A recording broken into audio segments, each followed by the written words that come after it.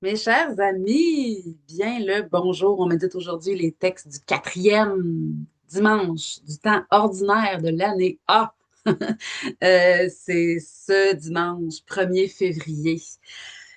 Et le texte, c'est l'Évangile selon Saint Matthieu au chapitre 5, les versets 1 à 12, mais aussi on va méditer un petit bout de la deuxième lecture de ce dimanche, 1 Corinthiens 1.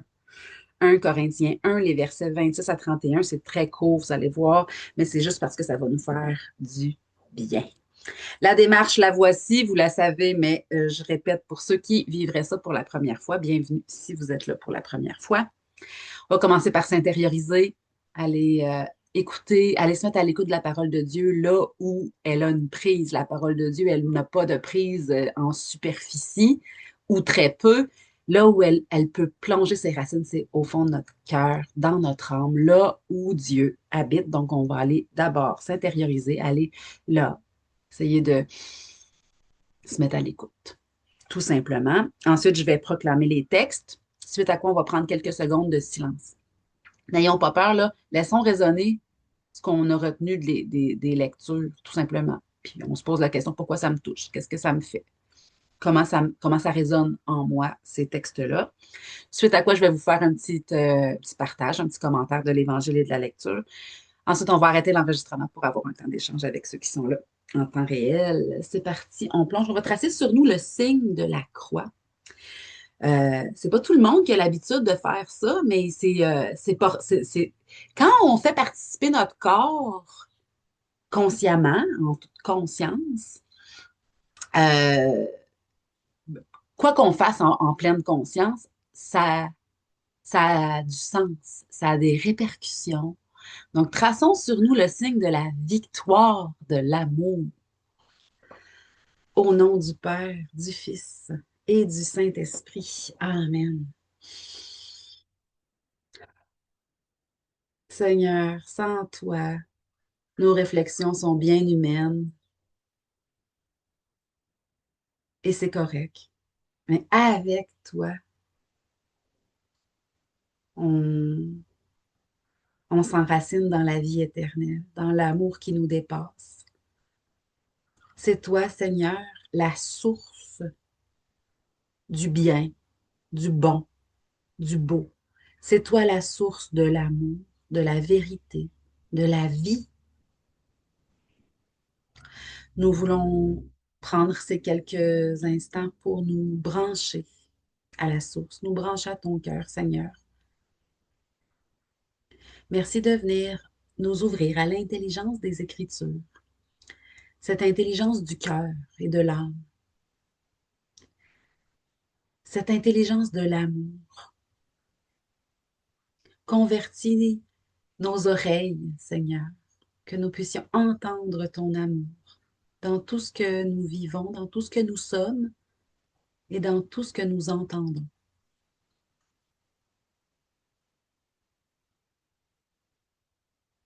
Merci, Seigneur, d'être là, de nous combler de ta grâce.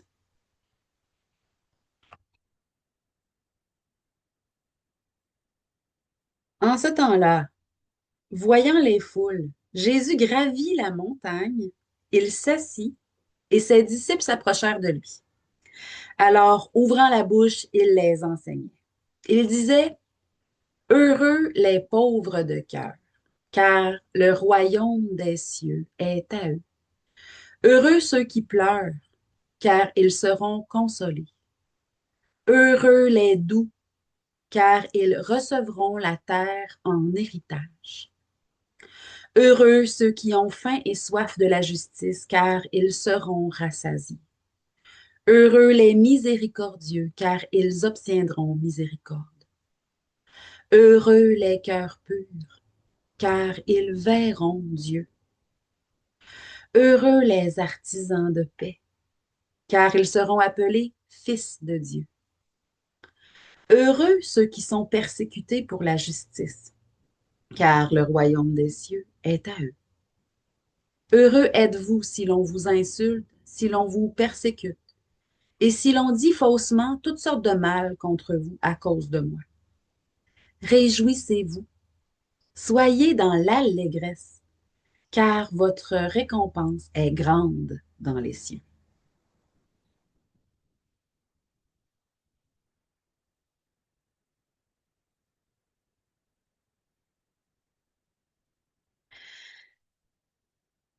Frères et sœurs, vous qui avez été appelés par Dieu, regardez bien. Parmi vous, il n'y a pas beaucoup de sages aux yeux des hommes, ni de gens puissants ou de haute naissance. Au contraire, ce qu'il y a de fou dans le monde, voilà ce que Dieu a choisi, pour couvrir de confusion les sages. Ce qu'il y a de faible dans le monde, voilà ce que Dieu a choisi, pour couvrir de confusion ce qui est fort.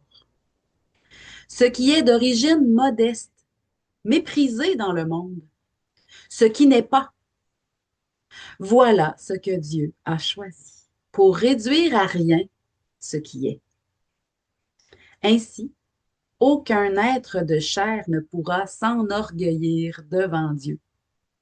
C'est grâce à Dieu, en effet, que vous êtes dans le Christ Jésus, lui qui est devenu pour nous sagesse venant de Dieu, justice, sanctification, rédemption. Ainsi, comme il est écrit, celui qui veut être fier, qu'il mette sa fierté dans le Seigneur.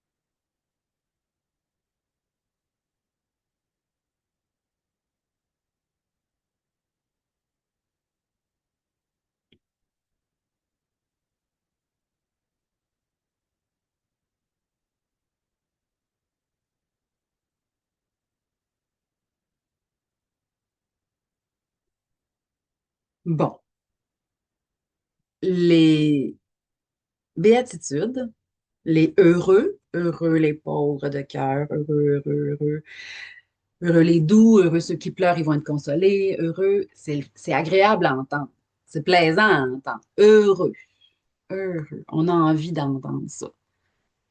Puis quand on a de la peine, c'est surprenant de se faire dire, heureux si tu pleures, tu vas être consolé. Dans tout ce qu'il y a là, dans toutes les béatitudes, il y a un dénominateur commun et c'est l'humilité. Les pauvres de cœur, c'est pas la pauvreté de la simplicité d'esprit ou euh, être pauvre de cœur, c'est juste d'être conscient qu'on a besoin de Dieu. Conscient que nous ne sommes pas Dieu. Je ne suis pas Dieu. Ça, c'est l'humilité. Et être doux, heureux les doux, c'est de l'humilité aussi. Parce que être doux, c'est accueillir, c'est Thérèse de Lisieux qui l'a dit comme ça, là, c'est pas moi, là, mais être doux, c'est accueillir notre pauvreté, nos imperfections, nos défauts, nos maladresses, nos manquements, accueillir qu'on n'est pas parfait finalement, là, avec humilité. C'est ça la douceur. La douceur, c'est s'accueillir soi, accueillir nos imperfections. Elle disait la sainteté, c'est d'accueillir notre imperfection avec douceur. Et quand on est capable de faire ça pour soi-même, on est capable pour les autres. Sinon, on n'est pas capable. Ou sinon, c'est faire semblant. Si je suis capable d'être doux avec les autres, puis je suis super exigeant avec moi-même, euh, à un moment donné, ça explose. On se rend bien compte que pour que ce soit sincère, honnête, profond, vrai, en vérité, la douceur naît de l'accueil de cette douceur-là pour soi-même. Il faut s'offrir à soi-même ce qu'on veut offrir aux autres. Donc, l'humilité, c'est OK, c'est gros ce que je vais dire, là, mais c'est ça pareil. L'humilité, c'est la base du bonheur. Parce qu'avec l'humilité, on peut se laisser aimer. Donc, on peut aimer. Avec l'humilité, on n'est jamais seul. On peut se sentir très seul parce que Dieu, des fois, il est dans l'invisible, il n'est pas manifeste. Des fois, on ne le sent pas. C'est sûr, on peut se sentir seul. Mais quand on reconnaît que Dieu est vivant, puis qu'on est assez humble pour dire Dieu existe et il est vivant, on n'est jamais seul. Donc, on peut être plus heureux, plus confiant. Et l'humilité, c'est la vérité. L'humilité, c'est pas de se penser moins que ce qu'on est. L'humilité, c'est la vérité. Si j'ai, par exemple, un charisme de communication, puis que je le reconnais, OK, puis je mets ça au service, ben c'est de l'humilité. Puis il y a des jours que, ouais, pas tant que ça un carré. Il y a des jours que, bon, l'humilité, c'est la vérité. Et s'il y a bien des êtres humains capables d'être dans cette vérité-là, ce sont les enfants. Donc, là où je m'en vais, c'est dans la lecture aussi, là, il est question de ce qu'il y a de fou, ce qu'il y a de faible, ce qui est modeste et ce qui ne... C'est les enfants. Ça résume tout. Notre, notre enfant intérieur. Là où Geneviève, elle est pleinement elle-même, mais elle n'est que elle-même. Donc, mais pleinement, mais que. Comme, vous voyez où je m'en vais, là? Vraiment. C'est du concentré, c'est pas dilué, c'est du vrai de vrai en toute justice, en toute simplicité, là. C'est du, l'essentiel. C'est là qu'il est le bonheur, la douceur peut se retrouver là, l'amour, la vérité, la joie, la beauté. Dieu, il n'a pas dit, puis là, c'est Saint Paul qui parle à l'être aux Corinthiens, il dit pas euh, écrasez-vous, ne soyez rien, soyez modeste. Non, il dit juste regardez qui qu'on est. Puis c'est plein de personnes formidables, là. Tu sais, on n'est pas des. Il n'y a, y a pas personne d'inférieur à d'autres, là. C'est pas être inférieur ou supérieur. Quand Saint Paul, il dit ça, euh, il y en avait dans ça qui avaient des professions, qui avaient des. Mais y a-tu quelqu'un de on se regarde entre nous, là, y a-tu quelqu'un de supérieur à d'autres? Entre nous, non. Il n'y a personne de supérieur ou d'inférieur. On a tous en nous un enfant qui veut vivre, qui veut se déployer et qui a été blessé. Et qui a été blessé. Et c'est dans la mesure où on laisse Dieu venir nous aider à pardonner là où on a été blessé, qu'on entre sur un chemin de liberté pour laisser cet enfant-là exister et être plus heureux d'une manière plus constante. Parce que là, le bonheur ou la joie, la grande joie, elle ne vient plus de l'extérieur, mais elle s'appuie sur ce qu'il y a à l'intérieur. Pour moi, l'humilité, la vérité, l'humilité d'avoir besoin de Dieu, d'avoir besoin de lui comme de ma source, quand je suis incapable d'être patiente, quand je suis incapable d'aimer, quand je suis incapable de tout ça. L'humilité, quotidiennement, me placer en présence de Dieu, j'ai besoin de toi, Seigneur, aujourd'hui. C'est de plus en plus une lampe que je veux absolument qu'il ne manque pas d'huile dedans, là. C'est quotidiennement ma nourriture. Et je pense que notre monde a besoin de d'un maximum de gens branchés à nos propres vérités, tu sais, à notre authenticité intérieure, branchés à la source de l'amour. C'est comme si c'était la solution à tous les problèmes. Mais bon. Et dans tous les défis qu'on rencontre, spécialement les défis relationnels, mais dans toutes les formes de psychologie ou tu sais, la psychologie positive, la psychologie du développement, la relation humaine, c'est central pour notre bien-être et notre bonheur.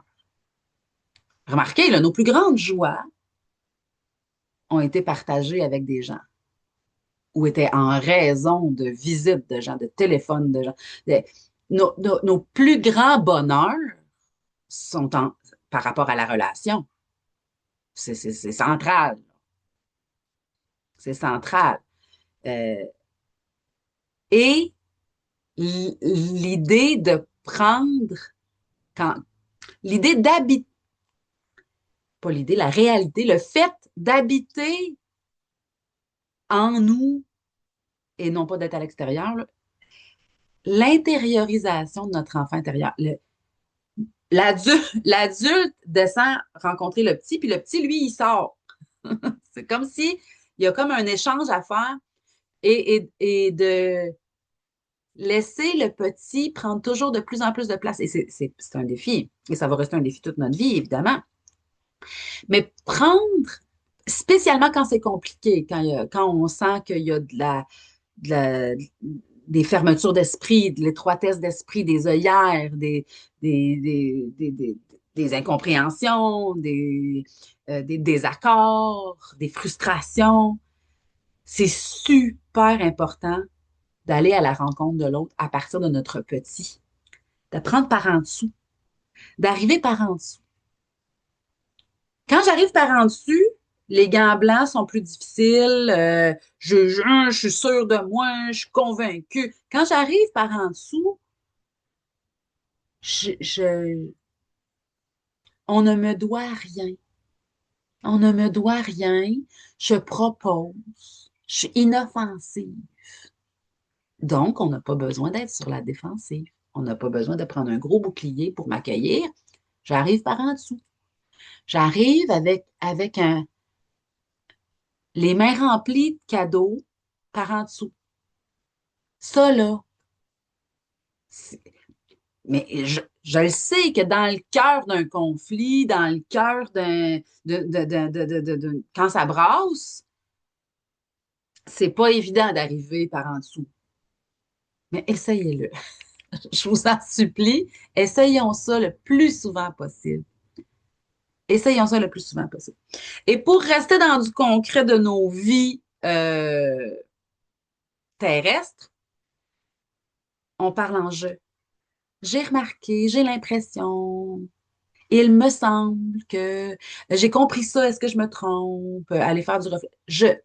Partir de ses propres émotions et emballer toujours nos commentaires constructifs. Parce que juste critiquer, c'est pas, mieux vaut pas le dire. Mais si c'est constructif, faire une propos, je suis pas sûre que ça, c'est la bonne option. Qu'est-ce que vous en pensez si on y allait plus comme ça? Tu sais, bon. Il faut toujours emballer nos commentaires constructifs de, de positif, d'émerveillement, de gratitude. Aïe, c'est fun! Hey, on est nombreux à être engagés dans ce, tu sais, wow! Euh, puis après, on propose, puis on finit avec du positif aussi. Hey, je suis sûre que peu importe comment on va s'y prendre, ça va bien aller. On finit aussi avec du positif. Pour tout. Relations de couple, relations avec nos enfants, avec nos parents, relations de travail, relations pastorales en paroisse, toutes nos relations. Quand on a quelque chose à apporter pour être constructif, c'est super important. Parler en je, utiliser le conditionnel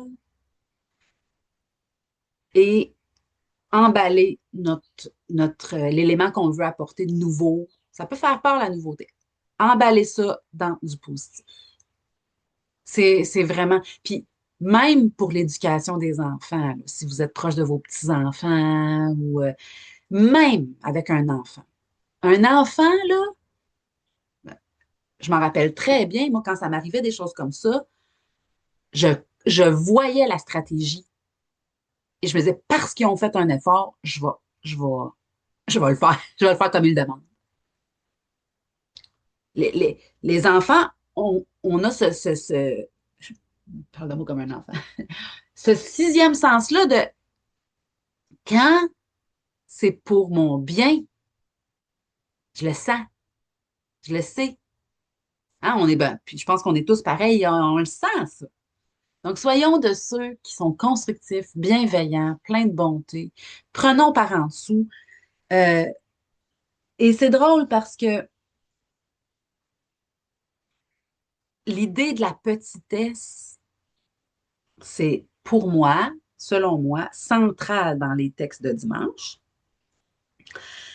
Euh, je- les premiers mots de la lecture de Sophonie, Sophonie au chapitre 2, c'est la première lecture de dimanche. Cherchez le Seigneur, vous, les humbles du pays, qui accomplissez sa loi. OK? Vous, les humbles.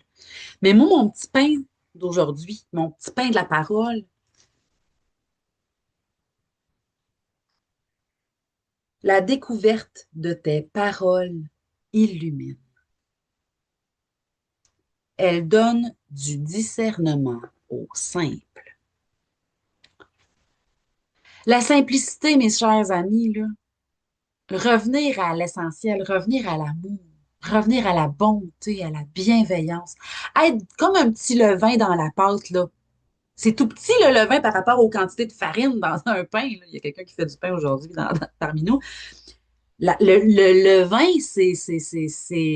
mais c'est donc essentiel. C'est donc essentiel. Puis pourtant, ça a l'air de rien. C'est presque négligeable. Jésus l'a dit, soyez comme du levain dans la pâte. Soyons comme du levain dans la pâte. Soyons petits, mes amis. On se fait petit, on accepte ça.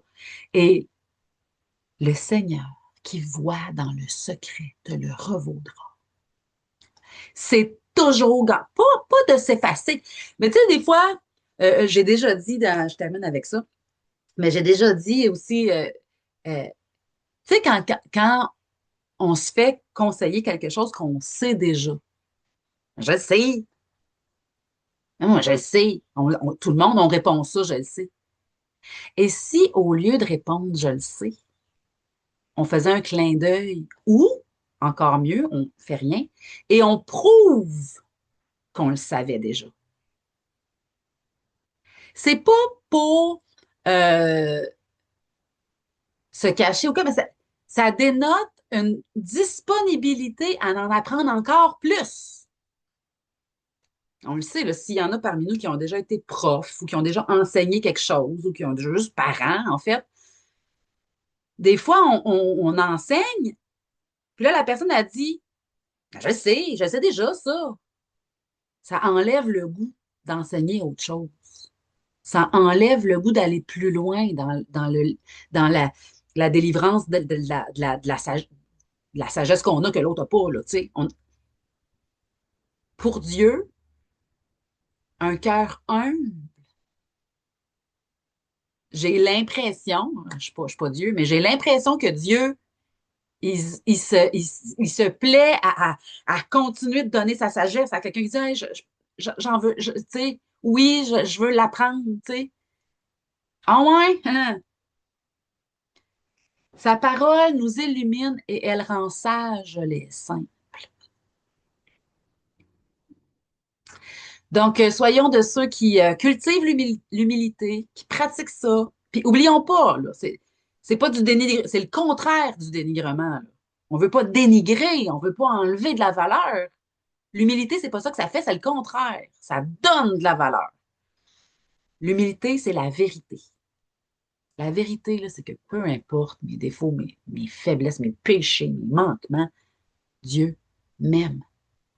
Et c'est en me laissant aimer au cœur de ce qui va pas bien à tout point de vue, en me laissant aimer au cœur de ce qui va pas bien, que les choses peuvent changer, que mon cœur peut changer. Et à ce moment-là, je peux apporter mon grain de sel, mon petit levain qui va faire lever la pâte, mon petit plus. Le plus d'amour, le plus de douceur dont notre monde a tant besoin. Ce regard bienveillant qui continue d'aimer